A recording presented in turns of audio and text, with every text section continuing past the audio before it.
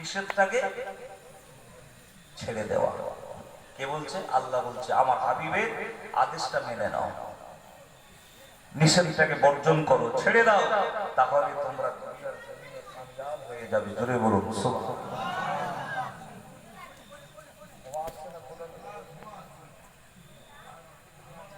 আমার ভাইয়েরা, জওয়ানেরা, যুবকেরা, মুরব্বিয়ানগণেরা, ছেলেরা, বাচ্চারা, মা বোনেরা, শুনে রেখে দেন, জেনে রেখে দেন, যে সময়ে রাসূলুল্লাহ আমার আপনার নবীকে পাঠিয়েছিলেন, ওই সময়টা ছিল একেবারে কি খারাপ সময়, খারাপ টাইম।